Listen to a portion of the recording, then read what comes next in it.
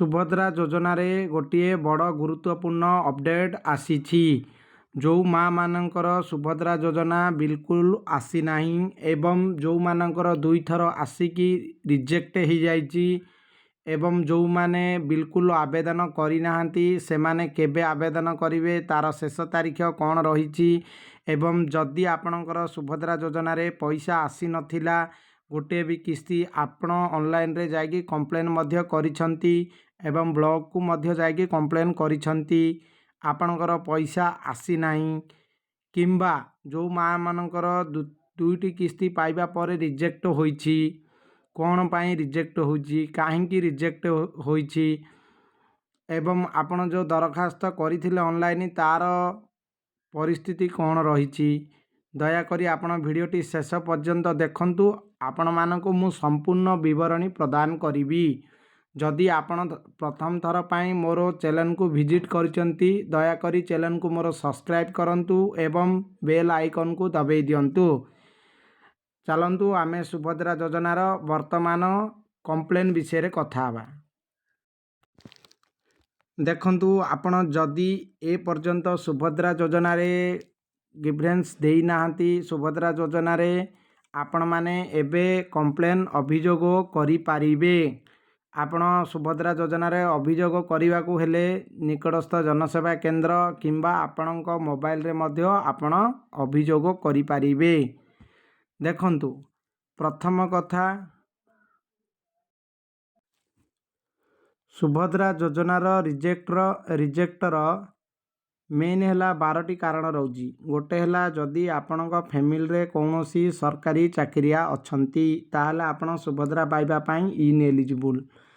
द्वितीय कथा आपणकर जदि 5 एकर जलसेचित किंबा 10 एकर अणजलसेचित अच्छी आपण मध्य सुभद्रा पाइबा पाई अयोग्य अटंती। जदि आपणकर घरे कई कलाकार पेंशन पाउछंती किंबा सरकारी योजना माध्यम रे 1500 किंबा मासकु 1500 किंबा वार्षिक 1800 टंका पाउछंती ताहले आपण अयोग्य। एवं कौनसी फैमिली मेंबर किंबा इंडिविजुअल आपणकर जदि आपण माने इनकम टैक्स करूछंती ताहले भी आपणकर सुभद्रा पाइबा पाई अयोग्य अटंती। गवर्नमेंट एम्प्लॉय जदि आपणकर परिवार रे किए अछि ताहले आपण अयोग्य। आउ एटा रहला प्री मेंबर एक्जिस्टिंग फैमिली एटा गोटे आमर बोर्ड तरफ रहुची एइडारे जदि आपण माने आपण किंबा आपणकर परिवार रे कई अछंती आपण रिजेक्ट रे जिबे। द्वितीय कथा आपणकर बयस निश्चित भाव 21 टू अधिक 60 टू कम होइतिबा आवश्यक नहले आपणकर रिजेक्ट हबो।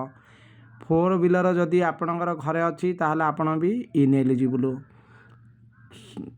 तापर आउ गोटे कारण रहिला जदि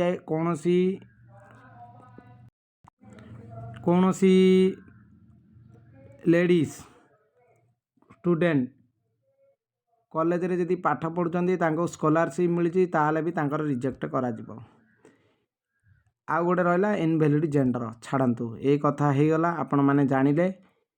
देखंतु सुभद्रार जो 5 एकर इरिगेटेड 10 एकर नॉन इरिगेटेड रहिला एइटा आपण मानकर जमी न थाई कि मध्य जदि आपण मंडी रे धान दियंती ताहले आपणकर लैंड रेकर्ड शो करिवो। धरि नियंतु आपणकर जमी नाही आपणकर साई पड़िसा किंबा आपणकर गाँ रे कहा पाई आपण मंडी करदेले 5 एकर कि 6 एकर आपण मंडी रे एंट्री करदेले सेइडा गवर्नमेंट धरुची आपण निजे मंडी करछंती आपणकर जमी थाउ किंबा न थाउ सेइडा को गवर्नमेंट स्ट्रिक्ट करूची। जदि आपणकर मध्य एमिदी सुभद्रा योजना रे रिजेक्ट लिस्ट रे ना अछि आपण एइडी सुभद्रा योजनार वेबसाइट की जिबे गला परे अभियोग ऑप्शन अछि आपण मध्य अभियोग करि पारिबे। तो सुभद्रा योजना रे अभियोग करि सारिबा परे आपण निकटस्थ जनसेवा केंद्र को जाइकी आपणकर स्टेटस चेक करि नियंतु। देखंतु गोटे माँकर सुभद्रा योजना रे रिजेक्ट हो जाइथिला एवं आमे पूर्वरु କମ୍ପ୍ଲେନ୍ ମଧ୍ୟ କରିଥିଲୁ ସେପ୍ଟେମ୍ବର 20 ତାରିଖରେ। ତାଙ୍କର ବର୍ତ୍ତମାନ କମ୍ପ୍ଲେନ୍ଟି ଆପଣମାନେ ସ୍କ୍ରିନ୍ରେ ଦେଖିପାରୁଥିବେ, ଡିସ୍ପୋଜ୍ କରିଦିଆଯାଇଛି। ଏବଂ ସେଇ କମ୍ପ୍ଲେନ୍ରେ କ'ଣ ଲେଖା ହେଇଛି ମୁଁ ଆପଣମାନଙ୍କୁ ମଧ୍ୟ ଦେଖେଇଦେବି। ଡିସ୍ପୋଜ୍ କରିବାର ଅର୍ଥ ହେଉଛି ତାଙ୍କର ପ୍ରୋବ୍ଲେମ୍ଟି ସଲ୍ଭ ହୋଇଯାଇଛି ଏବଂ ତାଙ୍କୁ ବର୍ତ୍ତମାନ ସୁଭଦ୍ରା ଯୋଜନାରେ ପୁନର୍ବାର ସାମିଲ କରାଯାଇଛି। ଦେଖନ୍ତୁ ଏଇଠି ତାଙ୍କର ସୁଭଦ୍ରା ଆପ୍ଲିକେସନ୍ ଷ୍ଟାଟସ୍ ଆଗରୁ ରିଜେକ୍ଟ ହୋଇଥିଲା, ବର୍ତ୍ତମାନ ଆପ୍ରୁଭାଲ୍ ମଧ୍ୟ ଦେଖାଉଛି। ତାଙ୍କର ସୁଭଦ୍ରା ସାଇଡ଼ରେ କମ୍ପ୍ଲେନ୍ କରାହେଇଥିଲା, ବର୍ତ୍ତମାନ ତାଙ୍କର ସମାଧାନ ହୋଇଯାଇଛି। ଯଦି ଆପଣମାନଙ୍କର ସୁଭଦ୍ରା ବିଲକୁଲ ଆସିନି, ରିଜେକ୍ଟ ହୋଇଯାଇଛି, ତାହେଲେ ଆପଣ ସଠିକ୍ ଭାବରେ ଗ୍ରିଭେନ୍ସ କରନ୍ତୁ ଏବଂ ଗ୍ରିଭେନ୍ସ କରିସାରିବା ପରେ ଆପଣଙ୍କର ବ୍ଲକରୁ କଲ୍ ଆସିବ। କଲ୍ ଆସିଲା ପରେ ଆପଣ ବ୍ଲକକୁ ଯାଇକି ସୁଭଦ୍ରା ହେଲ୍ପ ଡେସ୍କରେ ଆପଣମାନଙ୍କର ଆଧାର ନମ୍ବର, ସୁଭଦ୍ରା ଆଇଡ଼ି ସବୁ ଦେବେ। ସେମାନେ ଭେରିଫାଇ କରିକି ହାୟର ଅଥରିଟିକୁ ଟ୍ରାନ୍ସଫର୍ କରିବେ ଆପଣଙ୍କର କମ୍ପ୍ଲେନ୍। ଯଦି ଆପଣମାନେ ସୁଭଦ୍ରା ପାଇଁ ଯୋଗ୍ୟ ତାହେଲେ ସୁଭଦ୍ରା ନିଶ୍ଚିତ ପାଇବେ।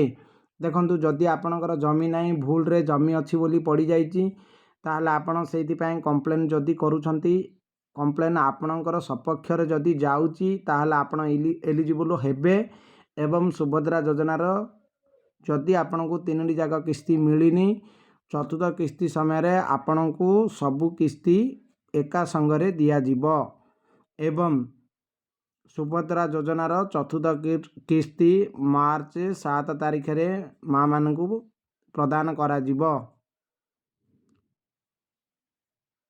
ଏବଂ ନୂତନ ହିତାଧିକାରୀମାନଙ୍କ ପାଇଁ କେବଳ ଆଉ 7 ଦିନ ରହିଲା ଅନଲାଇନ୍ ଆବେଦନ କରିବା ପାଇଁ।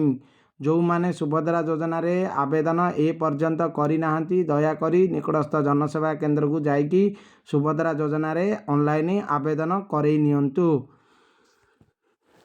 ଜୟ ଜଗନ୍ନାଥ। ରହୁଛି, ପୁଣି ଦେଖା ହେବ ଆଉ ଗୋଟେ ଭିଡ଼ିଓରେ।